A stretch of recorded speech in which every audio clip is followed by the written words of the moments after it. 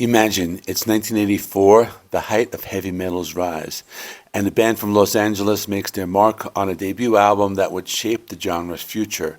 Armored Saint's March of the Saint didn't top the charts, but its influence on the metal world is undeniable. From a near recruitment by Metallica to crafting one of metal's anthems, this album represents a pivotal moment when heavy metal was ready to break into the mainstream. March of the Saint was released on September 26, 1984. The album had just celebrated 40 years.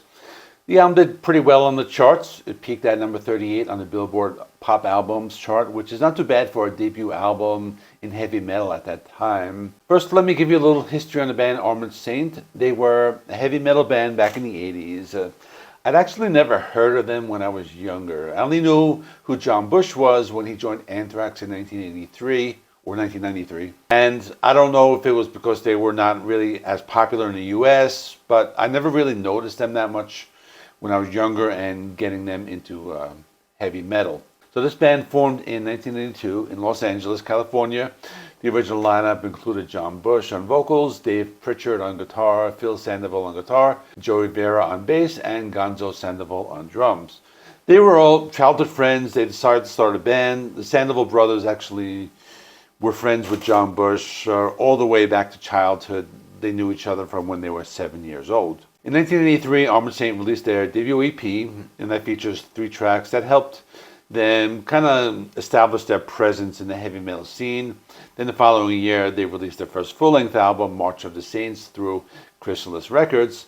And this album really marked a significant step in their career.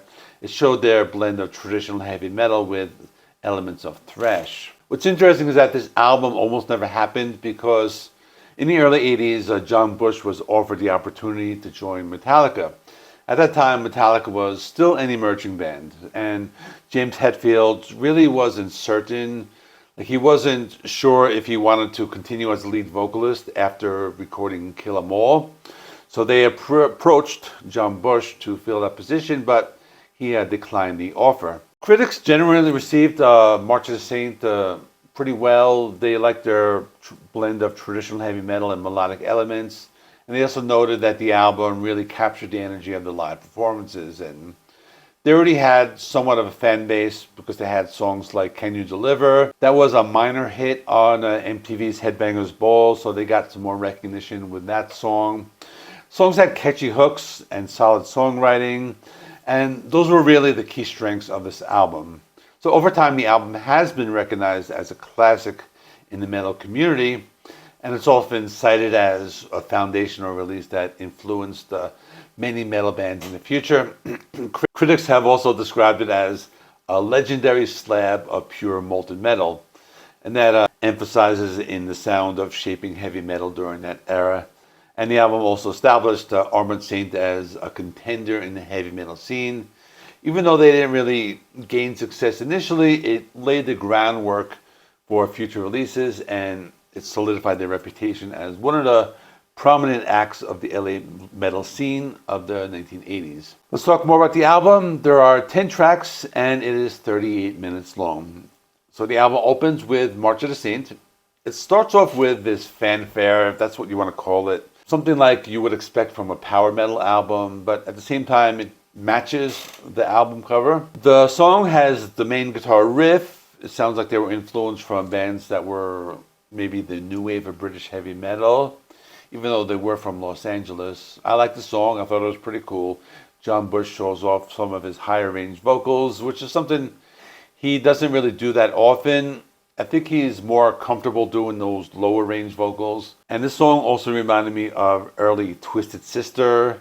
And I also like the lyrics. They say March of the Saint in the chorus, which kind of sounds like something you would hear in a power metal band, but they're using Saint as a metaphor for being a metal band, and that's what the song is really about. The next song is Can You Deliver? I was talking about that before. This one has a super cheesy music video. I know I showed a few clips of it.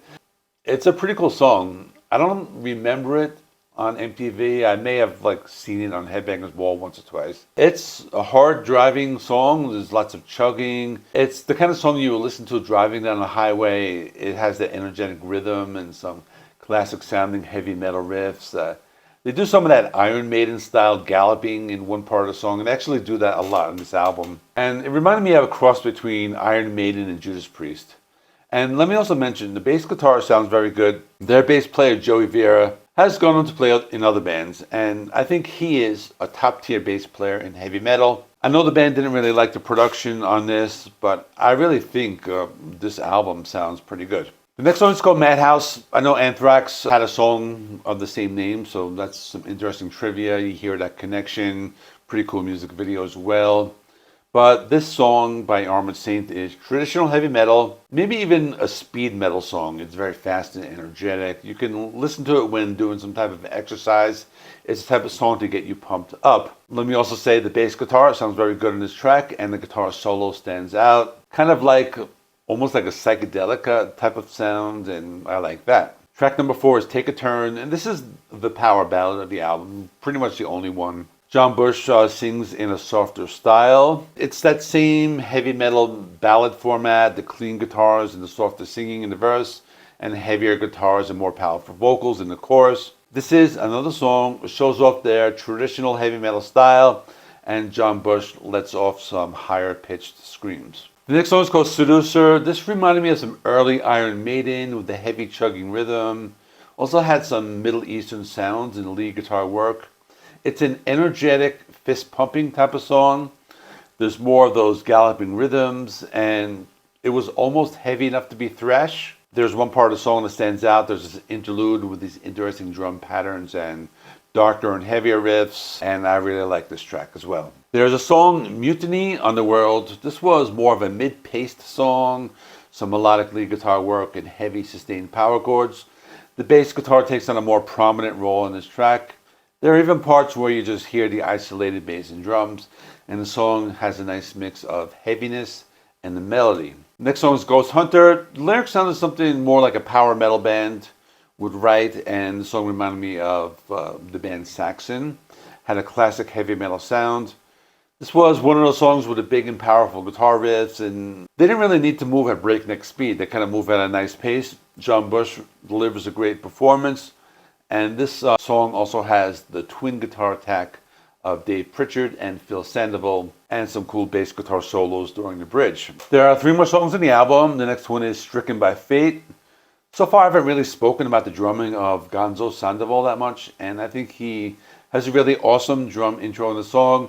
I like the guitar riff on this one. It sounds a little darker, and the song is a little faster paced and has a darker and angrier feel. The penultimate song is called Envy. This one has a guitar riff similar to Piece of Your Action by Motley Crue. There are some cool harmonics on the song, but I thought it was a decent track. It captures that heavy metal sound. The last song is called False Alarm, and I think this may be one of the best or possibly the best song on the album. It has this cool bass guitar intro by Joey Vera.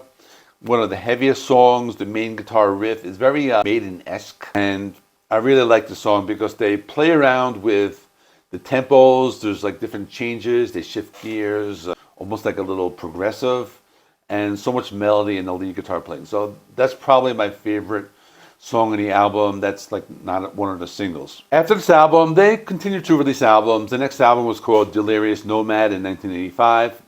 After that, in 1987, they released an album called Raising Fear. Now, despite these releases, the band struggled to achieve the commercial success during that time with Chrysalis Records. The music was really great. It was heavy, lots of great guitar work, and the albums were really cool. But then things took a turn for the worse. Tragedy struck when guitarist Dave Pritchard was diagnosed with leukemia.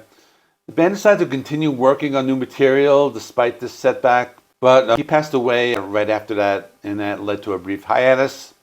But then they got back together, and they brought in Jeff Duncan as a replacement guitarist. And they began recording what would become Symbol of Salvation, which was released in 1991. And that was probably maybe like one of their biggest albums. The band would also go on to release more albums, and their sound would evolve over the years. So if you're a fan of traditional heavy metal, this debut is a must listen.